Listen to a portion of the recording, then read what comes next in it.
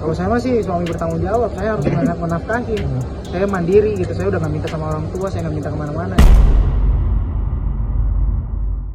Persoalan warisan dan uang miliaran rupiah kembali menyeret nama besar keluarga Sule ke pusaran konflik yang tak kunjung reda. Setelah lama memilih diam, kini situasinya berubah drastis. Di tengah memanasnya sidang hak waris dan isu aset fantastis, Rizky Febian akhirnya angkat bicara.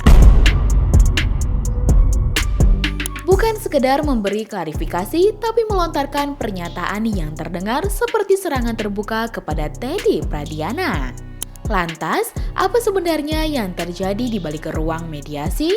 Dan benarkah ada uang miliaran rupiah yang ditilep demi keuntungan pribadi?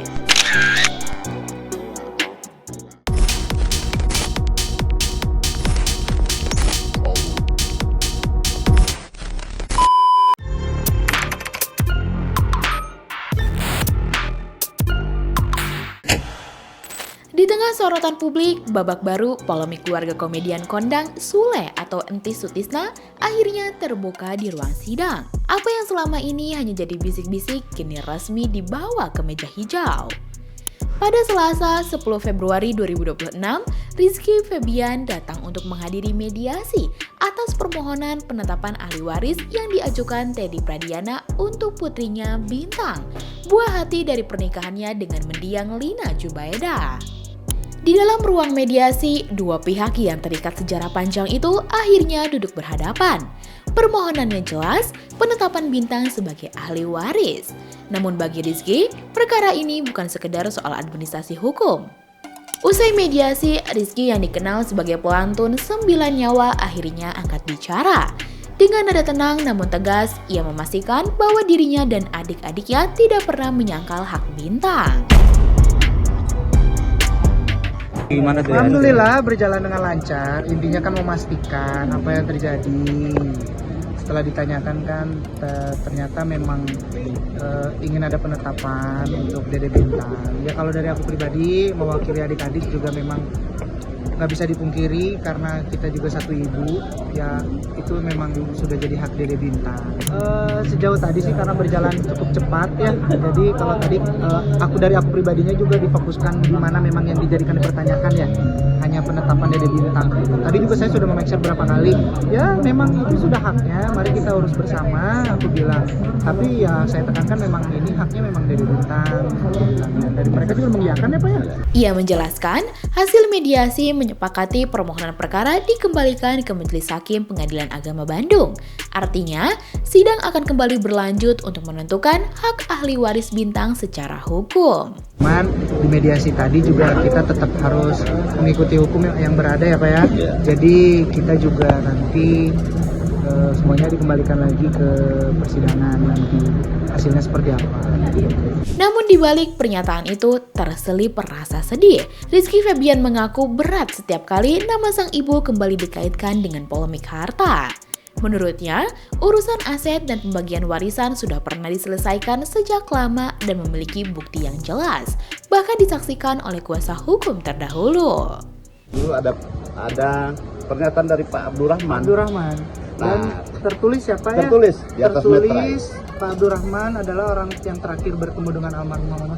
Jujur sebenarnya saya kalau untuk membahas tentang kayak gini tuh sedih ya karena almarhumah udah pergi sudah lama gitu ya. Jadi kayak harus punya waktu banyak untuk aku bisa nerima semuanya kan. Jadi kayak ketika tadi dibahas seperti ini dan dipertanyakan perihal yang tadi Mas ceritakan tuh, jadi kayak kita juga cukup punya bukti kuat bahwa lawyer yang dulu sama mama juga jadi saksi mata bahwa misalkan aset-aset dan yang lainnya, terus warisan kemana saja juga sudah ada tertulis secara jelas ya Pak ya oleh Pak Abdurrahman. Ya.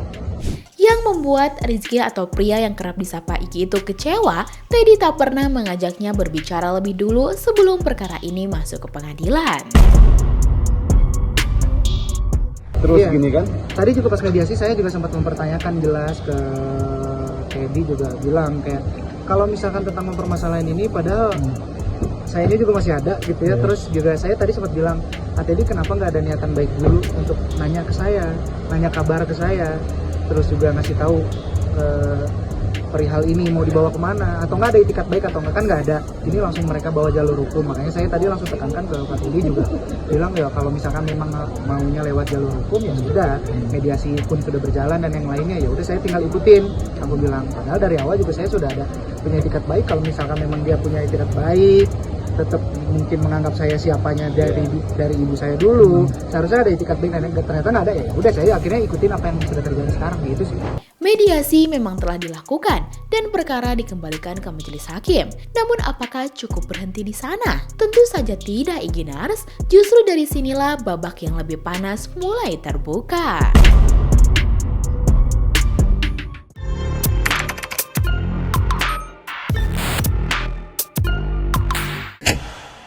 Iginars, rupanya drama ini ternyata tidak berhenti pada soal penetapan ahli waris semata, karena disinilah ketegangan berubah arah.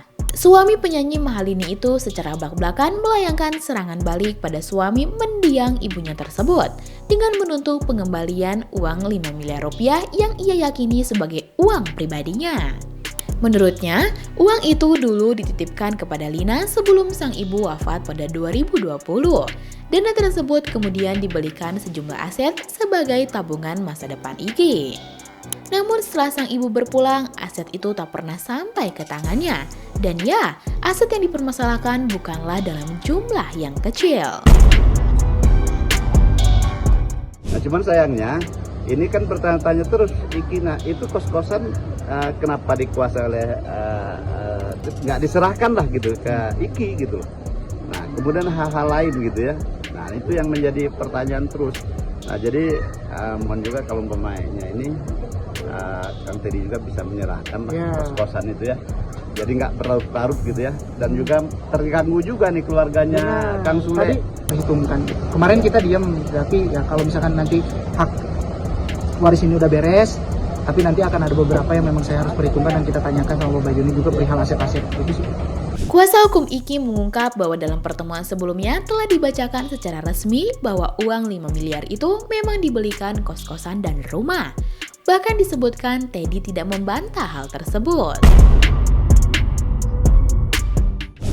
Jadi waktu itu Pak Abdurrahman itu pernyataan tertulis dan waktu itu pernah ada pertemuan dan itu dibacakan oleh Pak Abdurrahman di hadapan Kang Teddy-nya. Dan Pak Teddy tidak membantah. Nah, salah satu poinnya bahwa uang yang 5 miliar itu dibelikan kos-kosan yang di Bojong Soang. Dan kemudian ada beli rumah yang di Villa Bandung Indah kalau nggak salah, harga 1,4. Lalu pertanyaannya, jika tadi bantah, mengapa hingga kini aset itu belum berpindah tangan?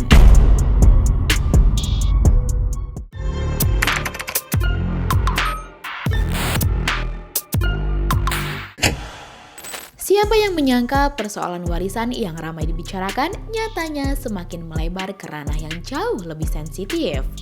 Dengan terbuka, Iki membeberkan fakta lain, perjalanan pengasuhan Bintang, sang adik tiri yang disebutnya beberapa kali berpindah tangan.